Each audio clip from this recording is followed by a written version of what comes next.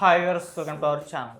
Sonia Bigg Boss నుండి elimination కాకుండా ఉండడానికి ఆర్జీవి గారు కొన్ని కోట్లు ఖర్చు పెడుతున్నారు అన్న ఒక న్యూస్ వైరల్ అవుతుంది. మరి వైరల్ అవుతున్న వార్తల గురించి డిస్కస్ చేయడానికి ప్రజెంట్ మనతో పాటు జర్నలిస్ట్ చరణ్ పరిమి గారు ఉన్నారు. వారితో ఒకసారి మాట్లాడదాం. హాయ్ అన్న. హాయ్.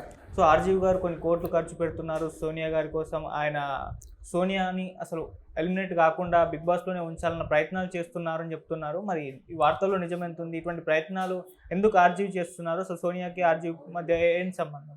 సోనియాకి ఆర్జీవికి మధ్య ఉన్న అనుబంధాన్ని బట్టి ఇలాంటి వార్తలు వస్తున్నాయి నిజానికి సోషల్ మీడియాలో. ఆవిడ వచ్చినప్పుడే ఈవిడ ఆర్జీవి క్యాండిడేట్, ఈవిడ ఆర్జీవి ప్రమోట్ చేసిన వ్యక్తి అని చెప్పేసి వైరల్ అయింది. గమనించి చూస్తే ప్రతి సీజన్లో గత 3-4 సీజన్లుగా ఆర్జీవికి సంబంధించిన వ్యక్తులు ఎవరో ఒకరు ఉంటున్నారు. హరియానా కావచ్చు, ఆ తర్వాత మరొక పర్సన్, ఇంకొక ఆమె, ఇట్లా ప్రతి ఒక్కరూ కూడా ఆర్జీవికి సంబంధించిన వ్యక్తులు అయితే కనిపిస్తూ వస్తున్నారు. ఇందులో భాగంగా ఈసారి వచ్చింది సోనియా. అయితే ఈవిడ తన పర్సనల్ ప్రొఫైల్ కూడా చాలా మంచిగానే ఉంది. ఫేమ్ కొద్దిగా తక్కువ ఉండొచ్చు కానీ బట్ ఆవిడకి ఎన్జిఓస్ పెట్టడం కావచ్చు, కొన్ని చారిటీ యాక్టివిటీస్ చేయడం కావచ్చు, ఇందులో ఆవిడకి మంచి పేరే ఉంది.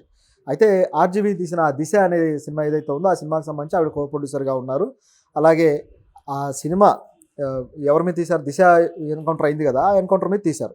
అందులో ఎవరైతే ఆ రేపిస్టులు ఎన్కౌంటర్లో బలయ్యారో వాళ్ళ వైఫ్ ఒక అమ్మాయి, మల్లిక అనుకుంటా ఆవిడ పేరు, ఆవిడకి కొంత విరాళం కూడా ఇచ్చారు. ఈవిడ కొంత చారిటీ, అది బాగా ఆ రోజుల్లో వైరల్ అయ్యాయి, ఆర్జీవి ఇట్లా విరాళం ఇచ్చారు అని చెప్పేసి. అయితే దాని వెనక ఉన్నది సోనియా.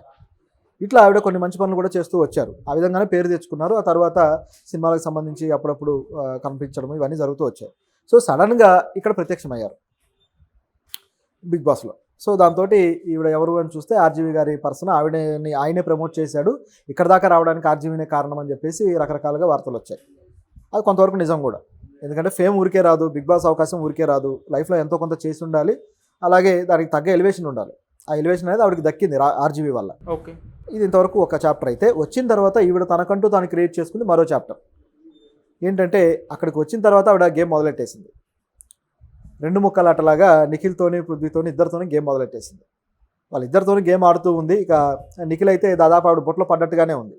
చూస్తూ ఉంటే అతని ఆలోచనలు కూడా మర్చిపోయి ఆవిడ చెప్పినట్టుగా ఆడే పరిస్థితి వచ్చినట్టు కనిపిస్తుంది. అతని ఫ్యాన్స్ కూడా ఆవిడ మీద ఫైర్ అవుతున్నారు.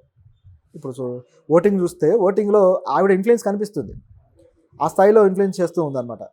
సో ఈ పద్ధతిలో ఆల్రెడీ వీక్లీ ఎలిమినేట్ అవుతూ ఉన్నారు. అయితే ఈవిడకు ఉన్న కొద్దిగా గొప్ప నెగిటివిటీ క్రియేట్ అయింది. నిఖిల్ ఫ్యాన్స్ కావచ్చు, మిగతా వాళ్ళు కొంతమంది ఈవిడ డబుల్ గేమ్ ఆడుతుంది అని అర్థం చేసుకుని ఆవిడ కొద్దిగా నెగిటివిటీ ఉంది. కానీ ఓటింగ్లో అటువంటిది రాకుండా జాగ్రత్త పడుతుంది. మరి ఎందుకు ఓటింగ్ ఆ విధంగా రావట్లేదు ఏంటి అని చూసినప్పుడు వీళ్ళు చేస్తున్న ఆరోపణ ఏంటంటే, ముఖ్యంగా ఇతని ఫ్యాన్స్, బిగ్ బాస్ ఫ్యాన్స్ కావచ్చు, ఇది నిఖిల్ ఫ్యాన్స్ కావచ్చు, వీళ్ళు చేస్తున్న ఆరోపణ ఏంటంటే ఆవిడని ఎలిమినేట్ అవ్వకుండా ఉండటం కోసం ఆర్జీవి కొన్ని కోట్ల రూపాయలు ఖర్చు పెడుతున్నాడు బిగ్ బాస్ నుంచి ఆపడానికి అని చెప్పేసి. ఇది ఓకే, మొత్తం బిగ్ బాస్ గెలిచినా సరే కోట్ల రూపాయలు రావు, బిగ్ బాస్లో టైటిల్ గెలిచినా సరే రావు. సో అటువంటిది ఆర్జీవి ఆవిడ కోసం ఖర్చు పెట్టడం అనేది ఫూలిష్నెస్. ఏదైతే వాళ్ళు భావిస్తున్నారో అది తప్పు. రెండోది, ఆర్జీవి ఇటువంటి వాటి కోసం డబ్బులు ఖర్చు పెట్టేంత సిల్లీ ఫెలో కాదు. ఆయనకు తెలుసు దేనికి డబ్బులు పెట్టాలో. ఆయన దగ్గర 10 రూపాయలు అంటే 10 రూపాయల సినిమా తీయగలడు, 100 రూపాయలు అంటే 100 రూపాయల సినిమా తీయగలడు. అటువంటి మెంటాలిటీ ఉన్న వ్యక్తి ఆర్జీవి. సో ఆయన డబ్బుల్ని ఈ విధంగా వేసే టైప్ అయితే కాదు. రెండోది, అలా ఎలిమినేట్ కాకుండా ఆపినంత మాత్రం టైటిల్ వస్తుందని లేదు. మహా అయితే ఫైనల్ దాకా వెళ్తారేమో, టైటిల్ రాకపోతే ఏం చేస్తారు, మరి డబ్బుల పరిస్థితి ఏంటి? సో ఇదంతా కూడా ఏదో పిచ్చి లాజిక్ కోసం తీసింది తప్పితే అంతకు మించి మరొకటి కాదు. కొన్ని టైటిలే డబ్బులు ఇచ్చి కొనేస్తారా? అవకాశం బిగ్ బాస్ ఏమి ఇవ్వట్లేదు కదా. బిగ్ బాసే ఎదురుగా డబ్బులు ఇచ్చి వాళ్ళతో అగ్రిమెంట్లు చేసుకొని తీసుకుంటున్నారు బిగ్ బాస్లోకి. సో అందులో ఉన్నందుకు ప్రతి ఒక్కరికి కూడా సర్టన్ అమౌంట్ ఉంటుంది, వాళ్ళ ఇమేజ్ని బట్టి, వాళ్ళకు ఉండే ఇదిని బట్టి. కాబట్టి ఈ వ్యాఖ్య ఏదైతే ఉందో ఇది రూమర్ లాగానే చూడాలి తప్ప మరొకటి కాదు. మరి సోనియా గేమ్ ఎంతవరకు సరైంది అంటే, ఆవిడ గేమ్ ఆవిడ ఆడుతుంది, అక్కడికి వచ్చిందే గెలవడం కోసం. గెలవడానికి ఎన్ని రకాల స్ట్రాటజీలు అయినా ఫాలో అవుతారు. దీంట్లో నెగిటివిటీ వచ్చిందా పాజిటివ్ వచ్చిందా అనేది కూడా సంబంధం లేదు. ఎందుకంటే వీళ్ళు వేసే ఓట్ల ద్వారానే వాళ్ళు గెలుస్తారనుకోవడం భ్రమ. అక్కడ గేమ్ ఎంత బాగా ఆడారనేది మాత్రం ఇక్కడ పాయింట్. సో అలా బాగా ఆడి వాళ్ళ తెలివితేటలు చూపించి ఆ మార్కులు గెలుచుకుంటే ఇంటర్నల్గా వాళ్ళకి వచ్చే మార్కులు వాళ్ళకి వస్తాయి. ఇప్పుడు అతని ఆలోచనలని కూడా ఇన్ఫ్లుయెన్స్ చేయగలిగేంత చూపిస్తుందంటే అది కూడా గేమ్లో పార్టే. కాబట్టి అందుకు కూడా ఆవిడకి మార్కులు వస్తాయి. సో ఇది మనం ఆలోచించాల్సింది. కాబట్టి దాన్ని గేమ్ లాగా చూడాలి తప్పితే వీళ్ళు ఆవిడేదో తప్పు చేసింది, ఆవిడ వెళ్ళిపోవాలి అన్నట్లుగా చూడడం అనేది సరైనది కాదు. కాకపోతే ఒకటి మాత్రం ఇందులో కొద్దిగా అందరూ కాస్త ప్రశ్నిస్తున్న విషయం ఏంటంటే, హౌస్లో జరుగుతున్న ఈ కొద్దిగా ఈ రొమాంటిక్ యాంగిల్స్ ఏవైతే ఉన్నాయో వీటిని ప్రశ్నిస్తున్నారు. ఎందుకంటే ఆవిడ ఇద్దరితోటి ఇంకా చెప్పాలంటే అడిగిన వాళ్ళకి హగ్గులు ఇచ్చుకుంటూ ఒక రకంగా వెళ్ళడం అనేది చాలా మందికి నచ్చట్లేదు. కొన్ని క్యాజువల్ ఫ్రెండ్షిప్స్ ఉంటాయి, అవేం తప్పు పట్టడానికి లేదు. కానీ అక్కడ ఆవిడ గేమ్ చూసిన వాళ్ళకి మాత్రం ఆ పద్ధతి లేదా ఆవిడ ఏంటి ఇలా ఉంది అనే క్వశ్చన్ అయితే వస్తుందన్నమాట. దీని విషయంలో ఆవిడ కొన్ని విమర్శలు అయితే ఎదుర్కొంటుంది. సో ఇంతకు మించి మరొకటేం కాదు. బట్ ఆవిడ గేమ్ విషయంలో మాత్రం కొంచెం కాన్ఫిడెంట్గానే వెళ్తున్నారు. సో దాంట్లో ఎటువంటి డోకా అయితే లేదు. టాప్ 5లో ఉండే ఛాన్స్ ఉందా అన్న? ఉండే ఛాన్స్ లాగానే కనపడుతుంది చూస్తుంటే. ప్రతి వీక్ కూడా ఆవిడ ఎలిమినేషన్లోకి వస్తుందేమో అని అంటున్నారు. ఆ వాదనలు వస్తున్నాయి కానీ రావట్లేదు, తప్పించుకుంటుంది.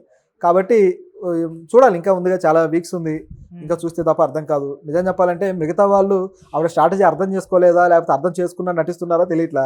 ఒకవేళ అర్థం చేసుకుంటే సినారియో మారిపోవచ్చు. సో వాళ్ళు అర్థం చేసుకునేంత వరకు వెయిట్ చేయాలి. అలాగే మనం బిగ్ బాస్ మీద మామూలుగా సీజన్ స్టార్ట్ అయినప్పటి నుంచి కూడా ఎవరో ఒకరు విమర్శ చేయడం, ఒక వివాదం నడవడం చూస్తున్నాం. ఈ టైం కూడా అలాంటి వివాదాలే వస్తున్నాయి. అసలు బిగ్ బాస్ని బ్యాన్ చేయాలన్న ప్రతిపాదన కూడా ఎంతోమంది తీసుకొచ్చేస్తారు. మరి ఈ వివాదాలపైన, ఇటువంటి విమర్శలపైన మీ ఒపీనియన్ ఏంటన్నా? వివాదాలు అన్నిటి మీద ఉంటాయి. ఏదైనా సరే ఇటువంటిది ఒక కొద్దిగా కాంట్రవర్సీగా ఉన్న ప్రతి దాని మీద వివాదం ఉంటుంది. ఏదో ఒక సెక్టార్కి అది నచ్చదు, ఆ సెక్టార్ రియాక్ట్ అవుతుంది. వాళ్ళు రియాక్ట్ అయ్యారు కాబట్టి తీసేయాలి అంటే అసలు హిందీ బిగ్ బాస్ ఇంతకాలం ఉండదు. దాని మీద కూడా విమర్శలు ఉన్నాయి. ఇంకా చెప్పాలంటే తెలుగు దానికన్నా అక్కడ ఇంకా ఎక్కువ విమర్శలు ఉన్నాయి. ఇట్లా ప్రతి సెక్టార్ మీద ఉంటాయి.